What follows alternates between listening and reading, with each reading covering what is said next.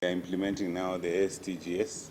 This is the Agriculture Sector Transformation and Growth Strategy, which is a 10-year plan. And this 10-year plan is designed around making sure that we achieve the Vision 2030, as well as making sure that the 100% food nutrition pillar of the Big Four agenda is realized. One of the pillars of this agriculture sector transformation and growth strategy is a pillar on digitization of the agriculture sector. I think what we have realized and what we have documented is that it's possible to digitize most of the processes in the agriculture sector.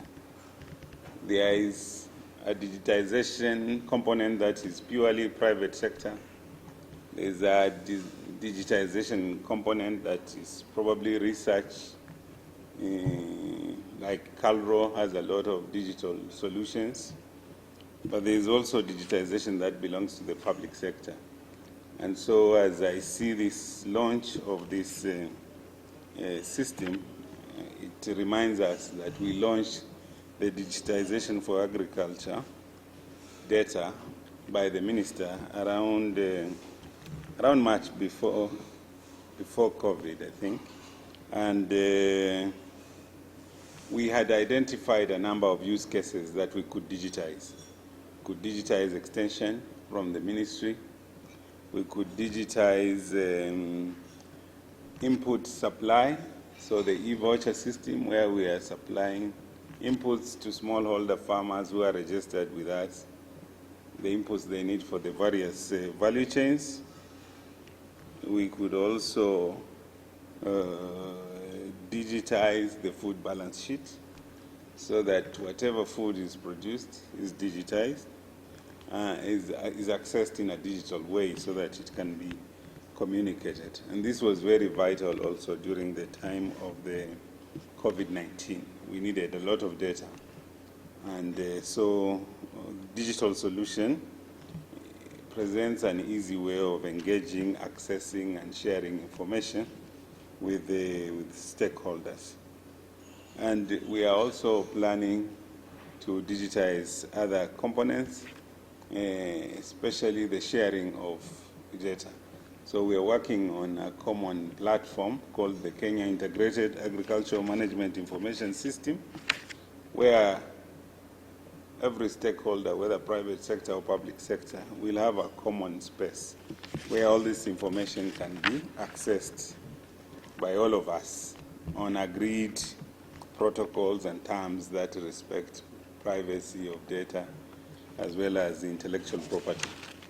So I think there is still room for innovation in the digital space. And I think because of COVID, we see that we can do this. I think most of the time we were comfortable with the familiar because we had not been challenged. But now that we have been challenged by COVID, we have become more creative.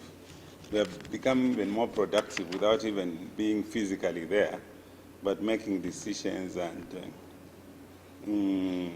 digitally, and it looks like it works, and I think it looks like it's the way of the future. So I really appreciate all the stakeholders who are here, who have embraced this new system. I think what I would like to encourage everybody is to let go of what was familiar so that we can embrace this new way of doing things. Be we breeders or growers or merchants or seed companies and so on and so forth. And to address the issues which had been raised by the issues of land fragmentation, this is a problem that worries us, not just for seed production but also for the other production. Virtually all coffee estates have been turned into real estate, and there has been a lot of fragmentation there. Our coffee production has gone down from 140 metric tons in the 80s to about 40 metric tons right now. So it shows us that our production systems have not stabilized. There needs to be more collaboration between lands and agriculture But that is not easy because the cultures are different. We are more concerned about production, guys are more concerned about settlements. And so where you are thinking you are going to produce, they are thinking they are going to settle people. And sometimes those two things are not necessarily the same. And sometimes it's a political process.